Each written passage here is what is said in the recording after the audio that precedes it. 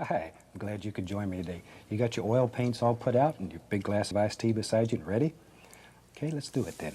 Let's start off by having them graphically put all the colors on the screen that you need to do this painting with me, and they'll come across, as usual, in the same order as I have them on the palette, starting with the white and working around. Now let's go on up here. Now I've already covered the canvas with a nice thin, even coat of the liquid white. It's wet and slick and it's ready to go too. So let's do a fantastic little painting together. And I thought today we'll start off with the old 2-inch brush and the smallest little amount of alizarin crimson. Very small amount. And just tap the brush into that. Just tap it like that. Okay, let's go right up here.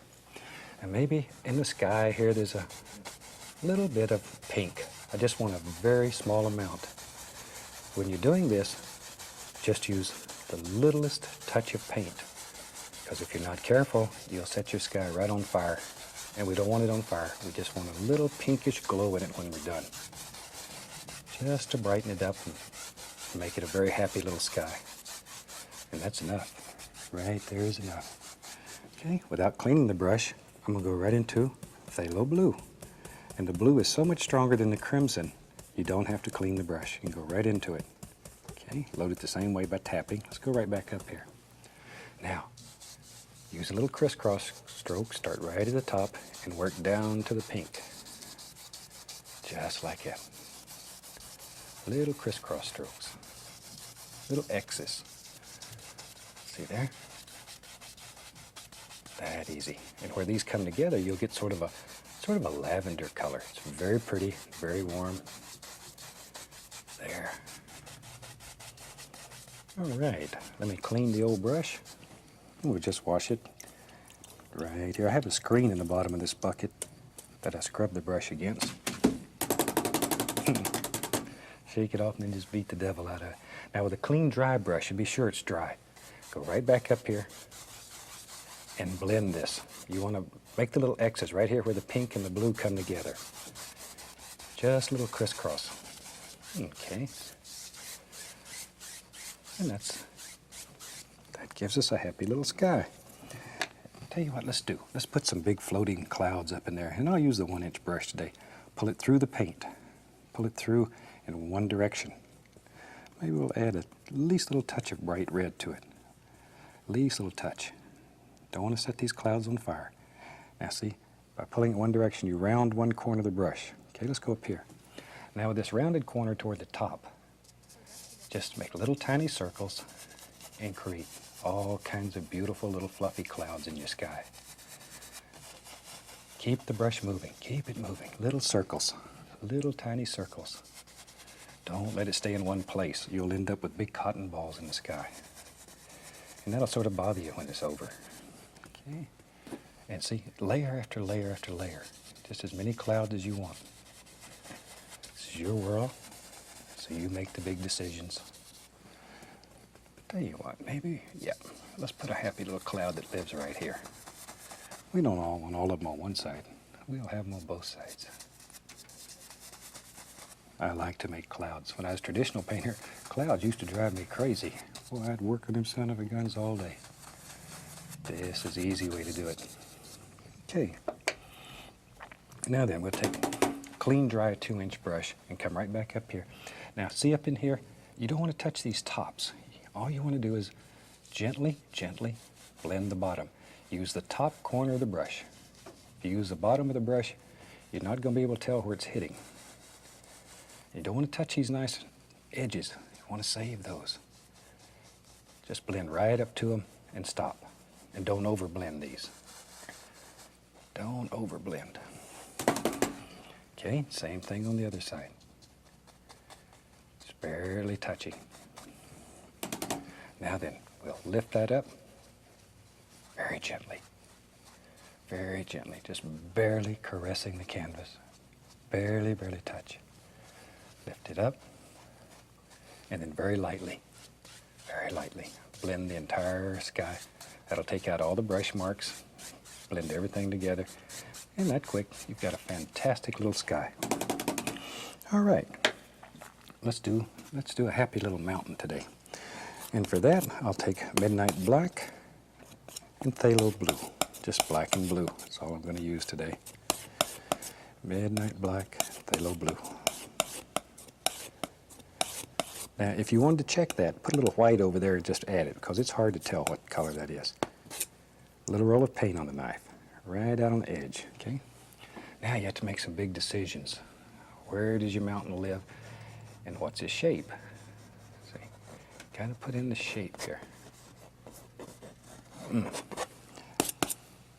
Now, mountains grow different all over the country, so if the mountains in your area are different than what I paint, just use the idea of how to paint mountains to do the ones in your area. The principles are about the same no matter what kind of mountains you're painting. There. That's just blue and black. Scrape off the excess paint. Now then, with a 2-inch brush, I'm going to begin just tapping and getting a little of that color on the brush. Now I want to put a distant mountain back here. So just using that color that I picked up, just tap, and look at there. That easy, that easy. You can create the illusion of a little mountain that's far in the distance. Now we'll pull that down. See, and automatically your mountain gets lighter toward the bottom. It mixes with the liquid white, and all those things happen. You don't have to worry about them. Shoot, maybe that was so much fun. Maybe there's another one over here, wherever you want them. You can have another little thing that lives right there. Pick up a little of that color. See there? Isn't that super? You can just borrow a little paint from this mountain and make another one. You can do anything in your world. Look at there, okay? Let that come right over. Just like so. And then we'll blend it right down to nothing. Like so. And that gives us a nice base shape for a little mountain. Now then, let's put some snow on that mountain. So we'll go right into the titanium white. Pull it out very flat, just as flat as you can get it. Really get tough with it. And then cut across and get that little roll of paint on the knife. Let's go right up here. Now, put the point of the knife right at the point of your mountain and just let it literally float right down the mountain. A little bit more right in here. And begin creating the shape of your mountain, okay? No pressure. Very, very light. Maybe this one comes down like that. Delicate touch, delicate touch. And this is where you really, really need to have a firm paint. If you have a soupy paint, you're going to become a mud mixer. I'm going to take a little of that black and blue color, mix it with some titanium white, and I'll make a shadow color, about like that. Let me clean my knife here. Tell you what, I'll get the small knife for that. It sneaks into those little places better. Okay, let's go right up in here. Now then, I want to just put the indication of some shadows here and there. Touch it, pull it down. Just pull it down. All kinds of happy little shadows. Look at there, look at there. We'll put one right in there. Wherever you think there should be a shadow, that's where it ought to be. Over in here, pull these down a little bit.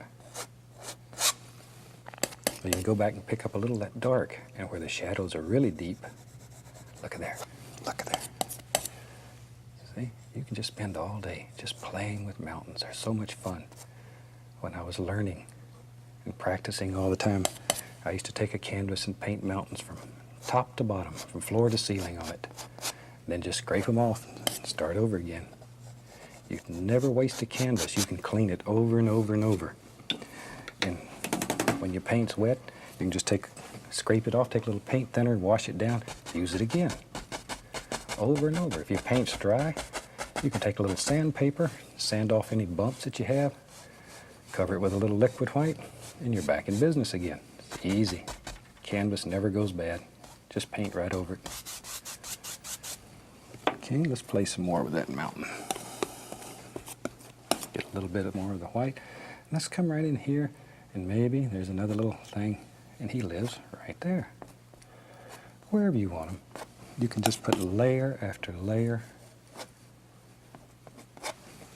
You can just keep going, like I say, till you cover up the whole canvas with mountains. And that's one of the best ways that I know of to practice. Don't be afraid to practice. If there's a secret to this or to any style of painting, it is practice. Just like tying your shoe. First time you tried it, it wasn't so easy. It wasn't so easy. Now you don't even have to look and you can do it. Of course, I told that to a lady in class one day and she looked down and she said, "How come you're still wearing loafers?" There we go. But I know you can do it better than I. Now, a little bit of that dark, just sort of play it here and there. See how it sets that right back in there and creates some deep shadows? Super. Now, back to our clean, dry brush. Just tap that. See, it creates all that mist. We got a tremendous big mountain here. Now maybe I'm just going to tap some of the same colors. And let's begin doing this. Just tapping downward. Just let this just sort of work right on out here. Very gentle. Maybe this just comes out and bends right there. There we go. Just let all those little things just sort of happen. See, and you create another layer in your mountain. You can just keep going on and on and on. There's no limit to it. That's what makes it fun. We'll put a little highlight right in there. Now with a clean 1-inch brush, I'm going to grab this and make very short little strokes, tiny little strokes, 1/4 of an inch type strokes, and just lift that up. And it'll make it look like little trees that are growing right up the side of the mountain, far, far away. Too far to see any detail. There we go. Little tiny strokes. Can't say that enough. If you let those strokes get too big, you'll ruin the illusion. And over here, maybe there's some little things going like so. Okay, then we'll just fade that right out. See how soft and gentle? Isn't that easy? Well, we about covered up the whole canvas with mountains here, but that's all right. If you learn how to make one mountain, then you can make 1,000 mountains. And you can do it. You can do anything. All right. Let's just use this same old brush. I'm going to go right into some of this black and blue right here. Pick up a little of the white and just tap it in there. So we have same old colors, black, blue, and a little white. Okay, let's go right up here. Let's make a little footy hill. See? There he is, just using the corner of the brush, and he lives right there. Comes right on down. As each layer gets closer to you, let it get a little bit darker, a little bit darker. Clean, dry, 2-inch brush. Just tap the base. We want to have mist in here.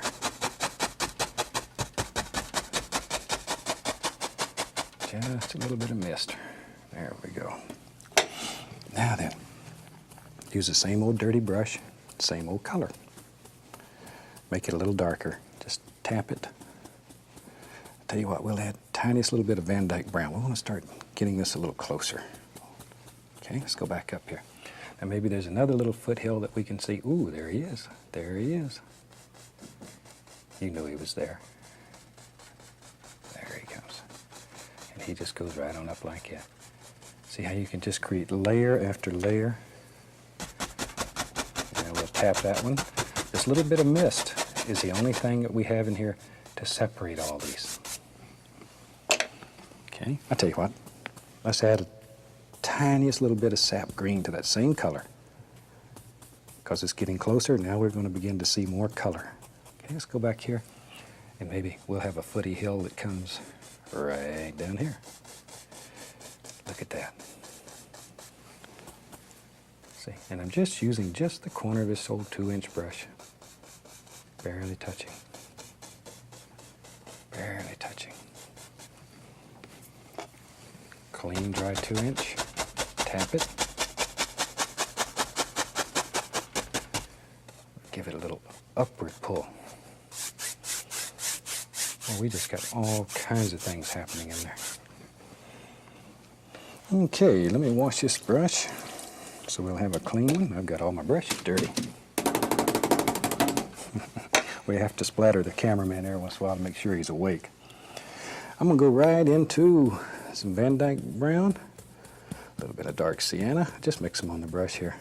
Let's have some fun. Let's go right in here, do this. Uh-oh. Now we just cover the whole canvas here. All we're looking for here is some good dark color, some good base color. Just like that. That gives us a nice color to work with. There.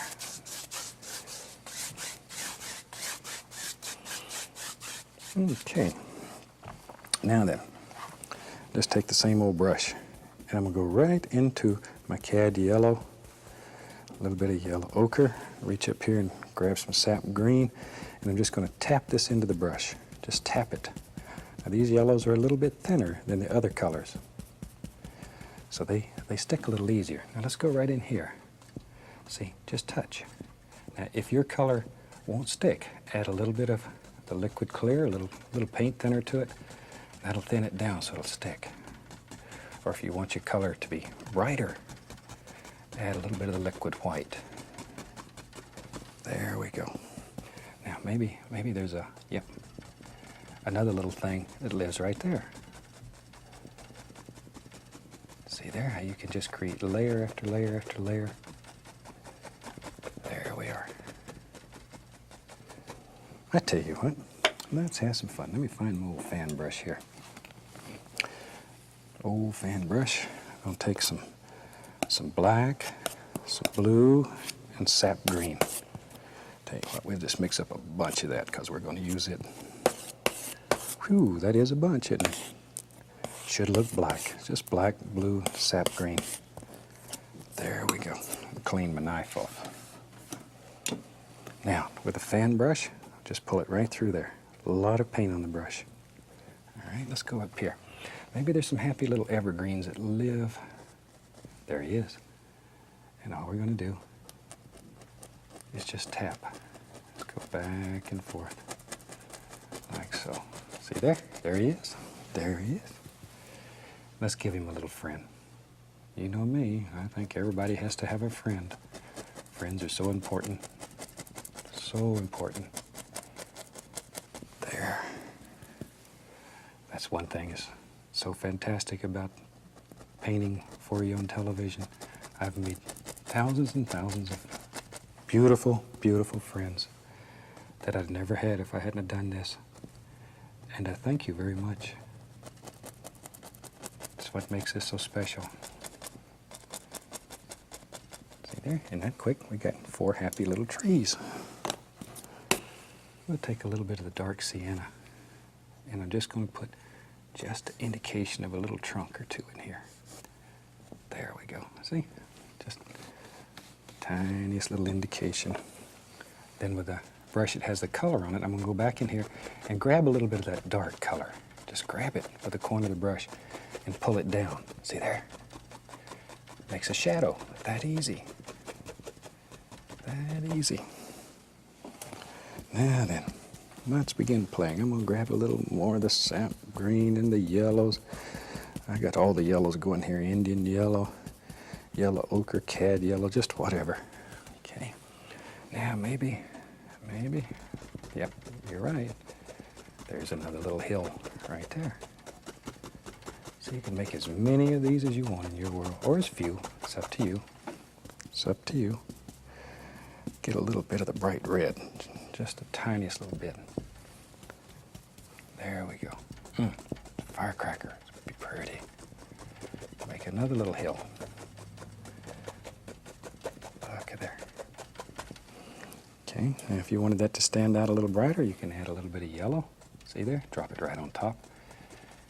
Just zings. All right. I'm going to get a 1-inch brush here. Let's pull that right through this dark color. Pull it through, wiggle it. Wiggle it. That brings it to a nice sharp point. Okay, let's go back up here. Maybe there's a happy little evergreen. Ooh, that's going to be a happy big evergreen. Take just the corner of the brush back and forth. Look at that. See? They live right there in that 1-inch brush. Just like you do in a fan brush. Or the 2-inch brush.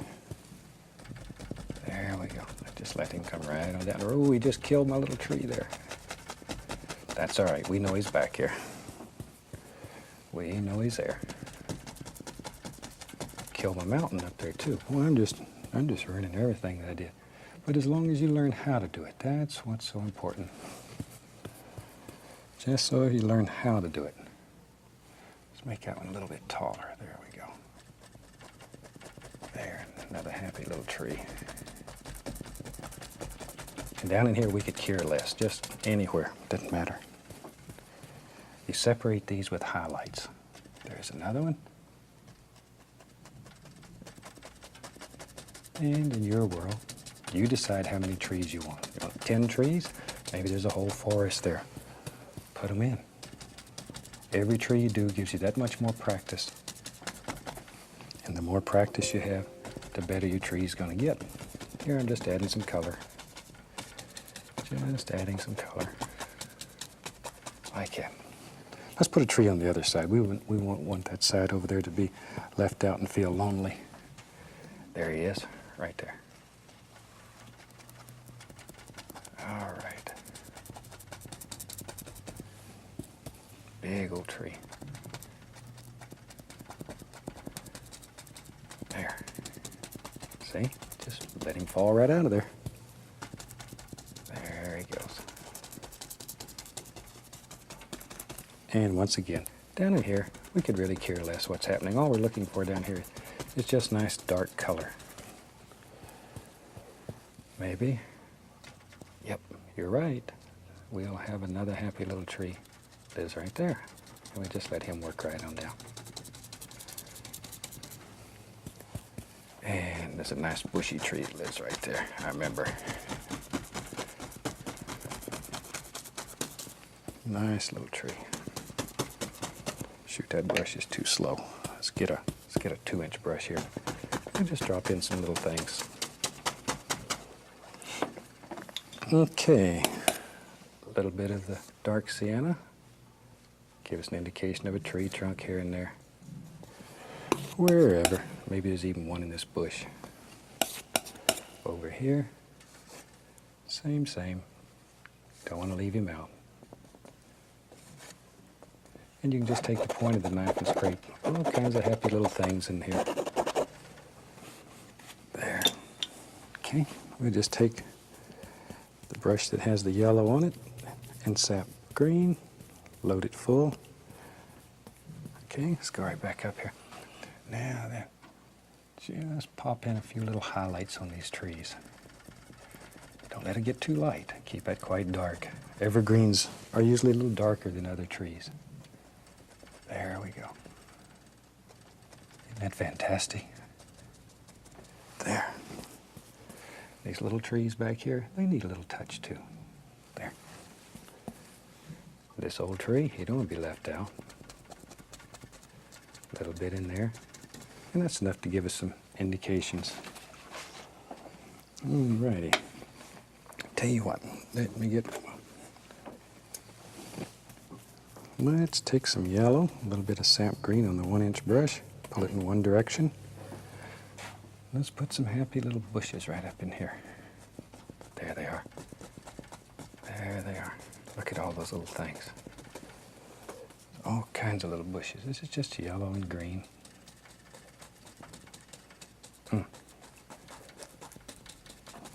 These are the kind of paintings that really make you happy. Add a touch of paint thinner to my paint.